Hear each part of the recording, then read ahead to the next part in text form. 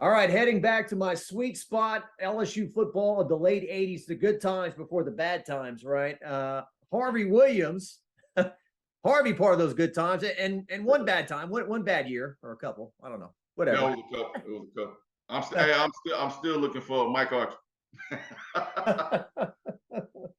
I was thinking about you the other day. I was thinking, what if Harvey Williams went up to Bill Arnsparger and said, "Coach, I'm opting out of the Sugar Bowl. I'm not going to play." How do you think that would have gone over back then?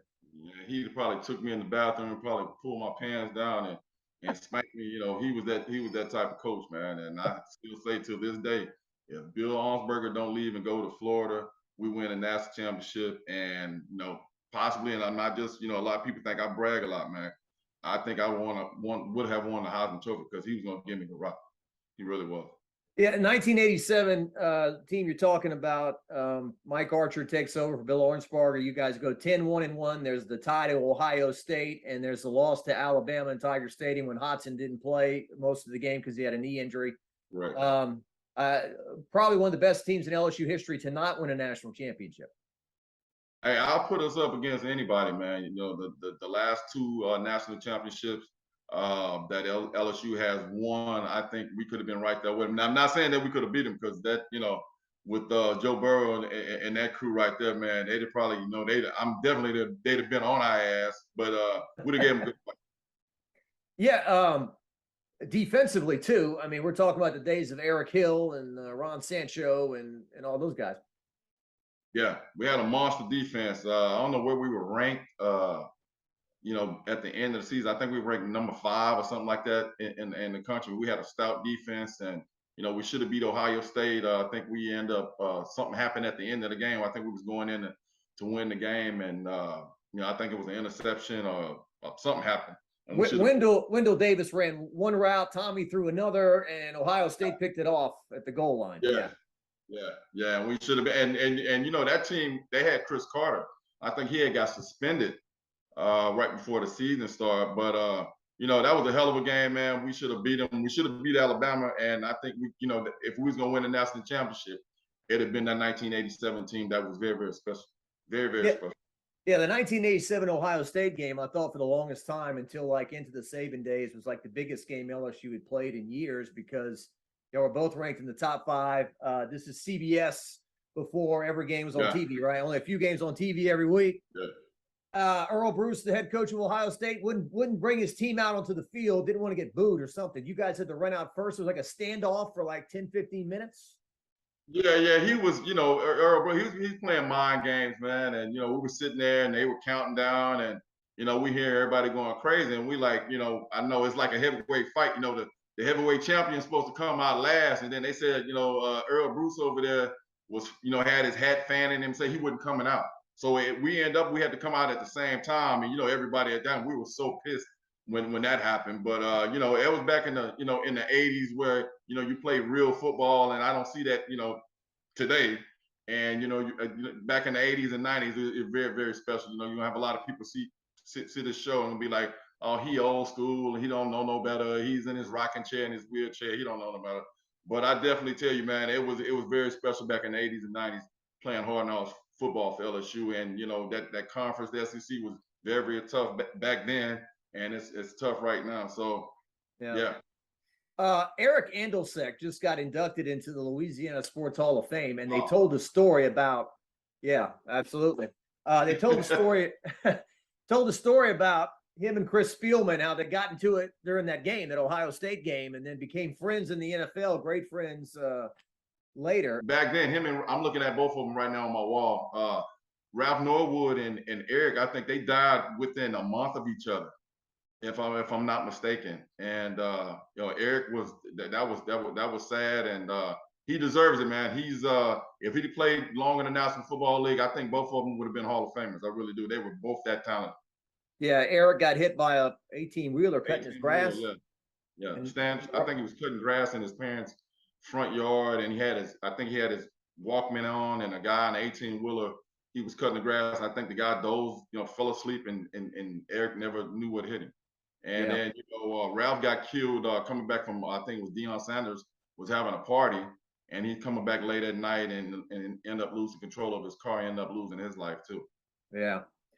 Well, his Eric Andolsek's brother and family were there, and they did a very good job of inducting him. But Oh. yeah, and so yeah, that '87 team, just the talent you played on, that was around you too. I can't get Tommy Hodson to talk to me with Harvey. He didn't want to talk about football.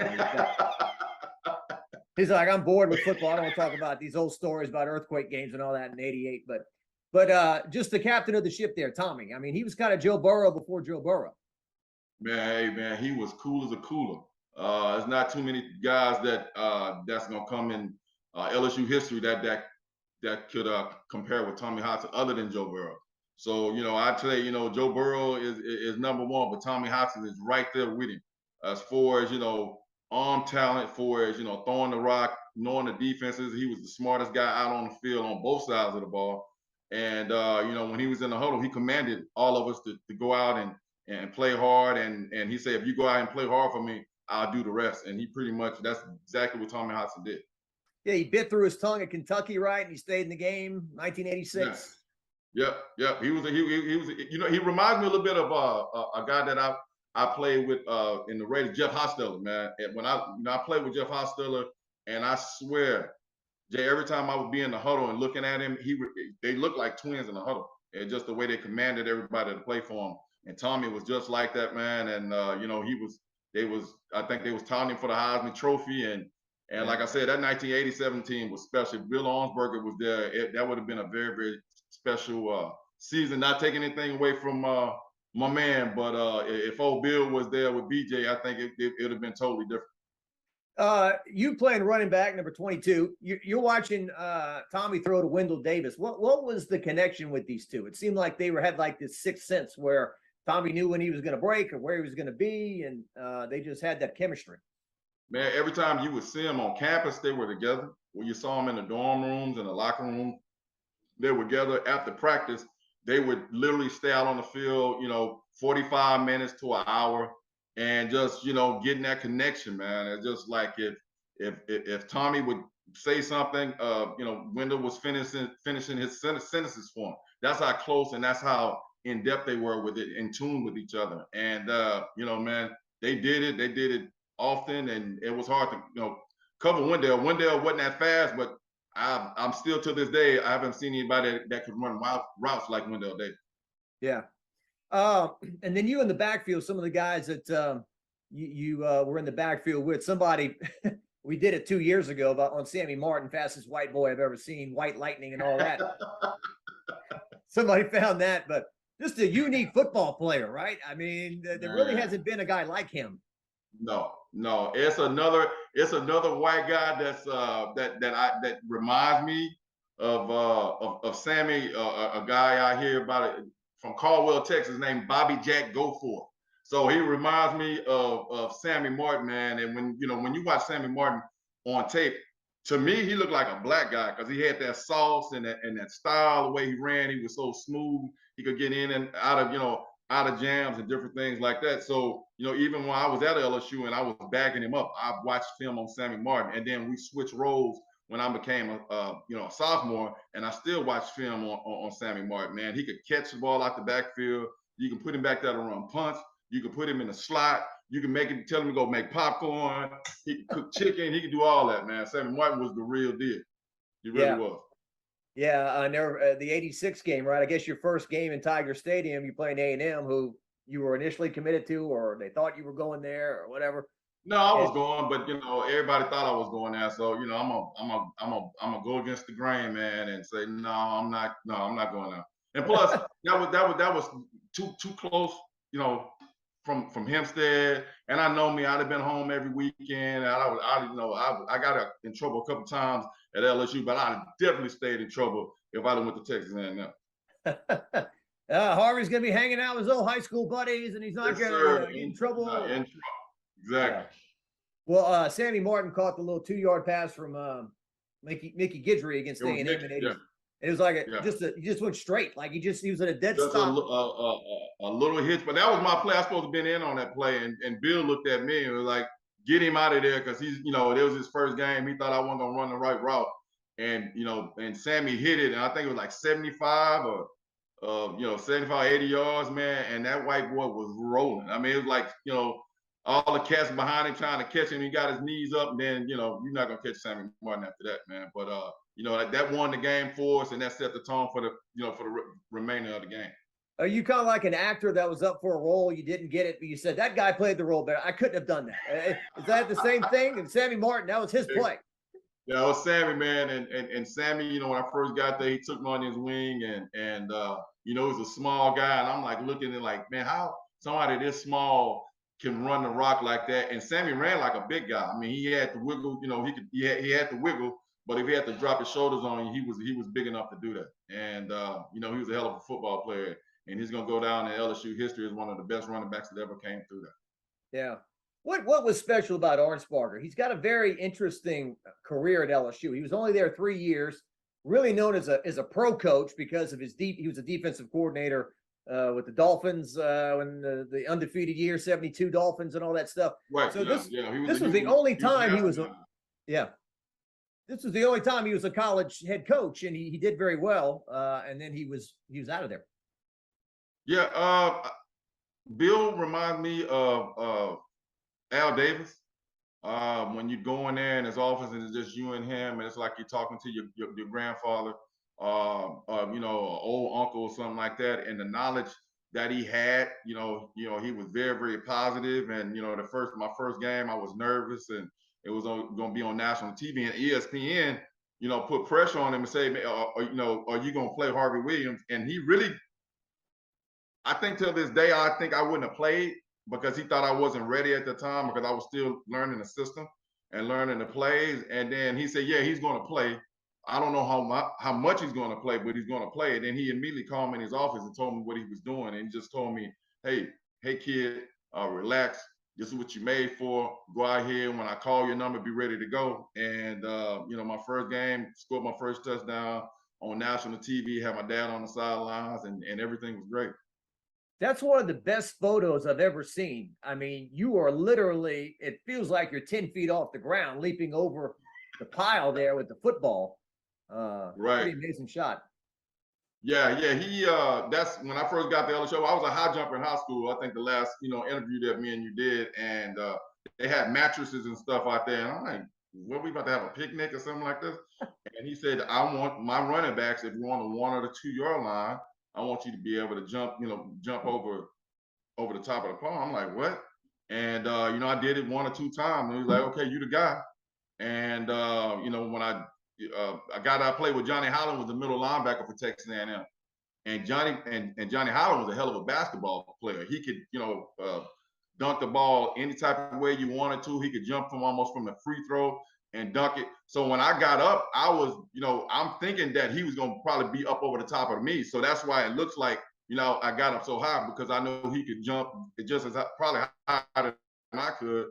And, he ended up hitting me, and I came down on my feet and fell backwards in the end zone. But Johnny Holland could, he had like a 40-inch vertical. Yeah. Your injury in 1987, I was at that game, LSU Tulane in the Superdome, a shootout. Tulane had Mark Zeno, wide receiver, Terrence Jones, quarterback. About gave LSU a heart attack. I think they had the lead late in the game. Yes, 4th down conversion to was it who Hodgson throw it to? Was it not even Sammy Martin or I think it was Eddie Fuller. I think it was Eddie.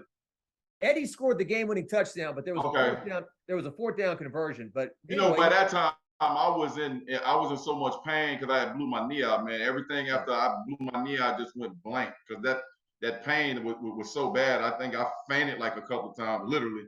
And I don't remember anything after that. Yeah, you made a cut on that turf. This is back in the day. I mean, it's literally concrete, and we're throwing some AstroTurf on top. I mean, it's like playing on asphalt, huh?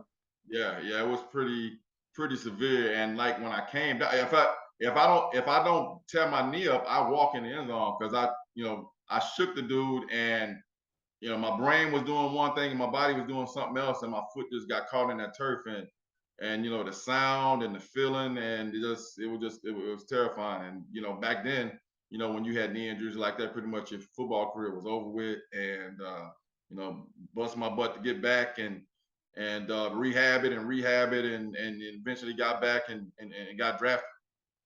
Yeah, because Wendell Davis in the pros had one of the most horrific injuries ever, both knees on the turf in Philadelphia, right? Yeah, he was slowing, and if you ever played in Philadelphia back then, man, that stadium, that field was terrible. It had potholes all over the place.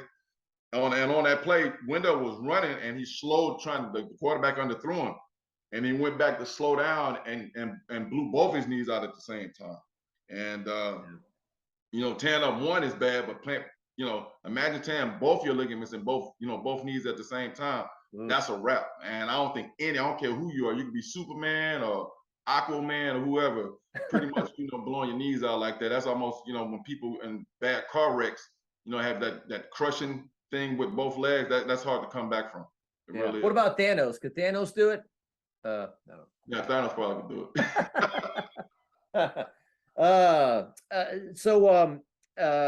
And you did not play in the earthquake game in '88, but I used to have a VHS copy of that tape, and you're a big part of my memories because I think there you are. You got your hands on your knees, and you're watching everything from the sideline, right? Yeah, I was trying to tell Mike what the run. But before the game, I was in my dorm room watching the game, and the game was just so. I was mad because I wasn't playing, and I was mad. At the school. If you look at that game, I got a Georgia shirt on, sitting on the sidelines. Yeah, I got a Georgia shirt on, a red shirt on, and the game got exciting. I could hear it from the dorm room, and I jumped out the bed and ran down there and ran inside the stadium, got on the sidelines and caught the last part of it. It was a very exciting game. Very exciting. So when Tommy Hodson hits Eddie Fuller in the back of the end zone, you're on the sideline wearing a Georgia shirt? I'm right there. I'm almost hugging Mike Archer when that happened. I'm standing right next to him. Yeah, because I'm trying to remember. I thought you were wearing your 22 jersey, but no. No, I had on a red Georgia shirt. I was, like I said, I had a bad attitude back then, and I thought I should have been playing. I was mad at myself, mad at the school. I didn't think they rehabbed me right. And, as a young player, you're just thinking all types of excuses why you can't be out there. And I can honestly say mentally I wasn't ready and just making up excuses. But, during that game, I came down and was right there, for the winning touchdown. And then after the game, I don't know what TV station it was. They gave me the mic, and I started interviewing all the players after the game. I don't know if that was us or not. I don't know. Could have been you guys, yeah. If you go back and watch the film, I'm interviewing, I think like 6 or 7 guys after the game, and we were excited, and it was a very, very, very special times back then. Well, if there was one guy that could be the personality, it would have been you, I would think. Right? Yeah. It looked like I had been doing it for about 30 or 40 years. I'm gonna have to ask Steve Schneider about that. I don't know if that's us or the other guys in town, but we'll have to see. So did the earth shake, Harvey Williams, when he called? Yes, it was that loud. I mean, not as far as when the ground's shaking as an earthquake, but that roar, yeah, it was very, very that vibration. You'll never forget that vibration. And all the games I've played in my lifetime, I've never experienced that. Even playing in the Coliseum, I was playing for the Raiders in Los Angeles, and that's a massive stadium. Kansas City is very, very loud, but that single play at the back of the end zone was probably the loudest that I've ever heard of. What about Eddie Fuller? Eddie Fuller, just like the nicest, most humble guy in the world, turned out to be a really good receiver, catching the ball out of the backfield as a teammate. Yeah, that's all. Running back coach Jesse Daigle. That was one thing that he made us do on a daily basis was catch the football. And back then, in that running scheme, they would put us in the slot and put me in the slot, put us in motion. And we used to have the contest who was, on the football team who had the best hand. It was between me, Wendell, and Tony Moss and Eddie Fuller, and we used to have contests who could catch the ball well. And Eddie, I think he dropped like 1 or 2 going into the end zone. He came to the sideline, man, dude, what are you doing, man? And it was, I'm gonna get it. And it came right back, to him like a couple of plays later, and he caught the winning touchdown. And every time I see the posters and stuff, I have it right now. The earthquake game, and they got a picture of his butt catching the football, and it should have been me. Sammy Martin got the better of you, and Eddie Fuller. Eddie got me, yeah. That'll be around. That picture will be around for the next 2,000 years. Well, I do joke with Tommy. I'm like, look, Tommy, I went to all your games. You were like the best quarterback in LSU history for a long time, and you're the earthquake guy. It's like you won a lot of other games besides that. You know? No, he was a great talent, man. You're not gonna find too many times in high school. Yeah. So in 1989, all right. So you're coming back.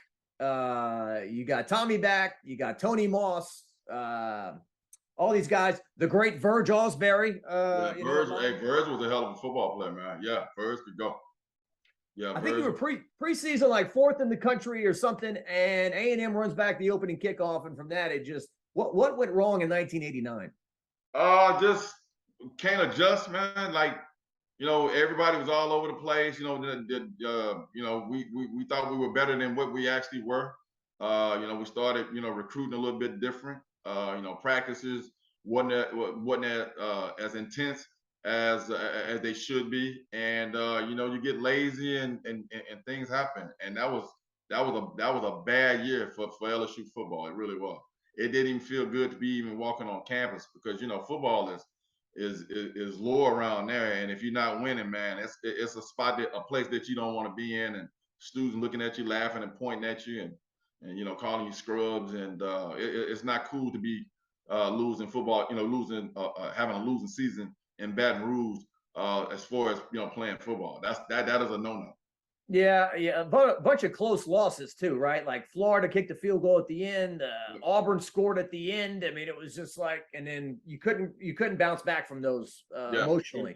And like you said, that opening kickoff in 1989, that was the last thing I thought was going to happen in Texas A&M, and I think he's still running till this day. He in China somewhere, but yeah, that was the opening kickoff, and that set the tone for the rest of the year. Larry Horton, I think, was the guy's name. Yeah. See, you got a memory like an elephant. That was exactly. Yeah, I got no life. I just remember all this stuff. Don't ask me where I parked my car 10 minutes ago. Yeah, but so 1989. That was a 4-7 year. Yeah, and look, no offense to Mike Archer, but I think somebody told me a story. It used to be, if you were practicing, guys were sitting around, it was like, oh no, Bill Arnsparger's coming. And then it was like, that's a true story. Yeah, everybody's, oh no. And then when it was Archer, it was kind of, Archer. Yeah, he didn't and like I said, man, I'm not trying to bang on Mike, but I think that was, and I was one of the guys that were pulling for, to stay in house, and I was on TV saying, we already got a coach here, they was interviewing people, and we was almost boycotting in the locker room, man, to get this guy the job. And then, we think it's gonna be the same thing when what Bill was doing, and it was something totally different. It was something way totally different. Yeah, 1990 was your last year, and I knew the talent around you was not going to be what it had been in the past. I was hoping that you could carry that team, so to speak. And they tried. They tried their best for you to carry that team. You carried the ball a lot that year, almost at 1,000 yards, I think. But Todd Kinchin, was coming on at that point too. But yeah, he was. Yeah, some big wins early. You beat Georgia in the season opener, and then Todd took over that A&M game, amazing game. But and you had I think it was it might have been an SEC record against Kentucky, or LSU record, 220 or something. You ran. Yeah, I think 226 or something like that. And that was just, like I said, coming back from a pull hamstring, because I pulled my hamstring in the Vanderbilt game, and we ended up losing to them suckers, and which still till this day I still have a bad taste in my mouth about losing that game to Vanderbilt. And we came back and beat Texas A&M, and then I think we lost to Alabama. But that was also that was a long season. We weren't as talented as we were my freshman and sophomore year, man. And you live in the past, and the past wasn't coming fast enough to catch up with the present.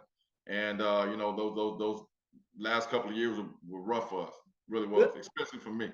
Well, the Vanderbilt game you referenced, that was the final play of the game. Chad Luke throws a Hail Mary, Kinchin catches it, and everyone's jumping up and down. We beat, won the game, and then got called for an offensive pass interference. Yep. Game's over. Not only do you not get a touchdown, you don't even get another play. It's done. Get off the field. And it was over. You're absolutely right. Man, I can't believe you have a memory like an elephant. You got a bunch of notes laying around, because you bring me back to way back then, and you're absolutely right on. You're nailing everything. You're absolutely right. 32 years ago, whatever it was. 32 years ago, yeah. Now, Harvey, I didn't keep up with your pro career as much, but you did have a nice pro career. I see you had like a spot where you were 1,100-yard rusher, 900-yard rusher. So what about your pro career? I mean, it's a business. You played at Arrowhead, like we talked about. It was kind of the closest thing to a college stadium, I would think. Yeah, it was just getting drafted by the wrong team. I was coached by Marty Schottenheimer in the Senior Bowl, and he said, if you're still around, we're going to take you. I'm like, man, y'all got Barry Word and Christian Okoye, bro. I'm not. I'll be long gone by the time you guys get there. You know how things happen. So I end up, going there, and he didn't know what he wanted to do with me. The first thing he told me when I got there was, I'm 215, 212. I want you to get up to about 240 pounds. I'm like, what? You want me to get to 240? I mean, like, things like that. I can run inside, outside. I can catch the ball. I thought that's what he was going to do.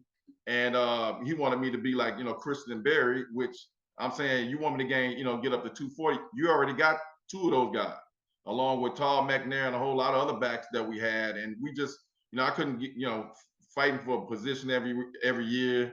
And end up leaving, going to the Raiders, and Marcus ended up going to Kansas City, and it was just a big mess. But guys that played with me had a successful career, man. Al Davis gave me another chance to try to right some of the wrongs that happened in Kansas City, and once a Raider, always a Raider. I'm not a Chief, I'm always a Raider. You say Kansas City, I get mad. But I had a successful football career in the National Football League. Marty Schottenheimer, great winning percentage, but for whatever reason, bad luck, kickers, whatever happened with him in the postseason, it was tough. Yeah, couldn't adjust. Playing little league football, 3 yards in a cloud of dust, and never, every time we got in the playoffs, especially when we played with Buffalo, he would get tight and couldn't adjust. I'm not bashing him. He just, to me, he tried to, screw up my football career, and so I ended up leaving, going to the Raiders, and so that the whole Marty Schottenheimer thing puts a bad taste in my mouth. Well, LSU football these days, you're still a fan? You still watch? What are your thoughts? Love it, man. I'm sitting here watching. I'm just gonna see what Kelly gonna do. Hopefully they can get rolling. I mean, I know we won against Mississippi State the other day, but it just, some just don't look right, man. And hopefully they can get that offense running. I hope what that don't happen is to get that quarterback killed, running him all the time, because there's gonna come a time where you can't be able to be running all over the field. You got to go through your progressions and the big nice wide receivers that you got out there, and be more balanced and see what they can do. But as far as him running around like that, I don't think that's gonna last long. And hopefully they can figure that out. Yeah. And the running back by committee situation, obviously there's no Harvey Williams back there, or Leonard Fournette, or a bell cow, so to speak. So right. Can it work? I mean, sometimes like a guy like you probably, hey, I need 10 carries, or to get warm at least. Yeah, I just Jay, I feel like that running back by committee thing is I think you set the running back up too much for failure, because you can't get a groove on. You can't you're constantly thinking about, I'm gonna fumble because I'm not warm. And as running backs, we got to get rolling. We're artists. We're creative. As far as running the holes and be able to see in the holes and cut back and stay front side if I need to stay front side. Or if I got a reverse field, that takes time after the 12th or 13th carry. And if you're not doing that, if you're getting 1 or 2 carries a game, and you're coming in on third down as a running back, man, that's bad business. So hopefully they can decide who's gonna be the lead back, and stick with him and go with it and until the wheels fall off. If you can't do it, sit him on the bench and put somebody else out there. But as far as running 2, 3, 4 running backs, in a game, to me, you're setting yourself up for failure, because you're gonna fumble the football if you're not being used to getting hit, that many times in a game. And you've been sitting on the sidelines and they throw you in on 4th and 2, and they want you to get it, and you've been sitting over there and you got icicles on your hamstrings. Some bad stuff gonna happen. Harvey, my recording is just about out because I got the cheap version of Zoom. So I appreciate you being with me here today. Anytime, my brother. Just let me know.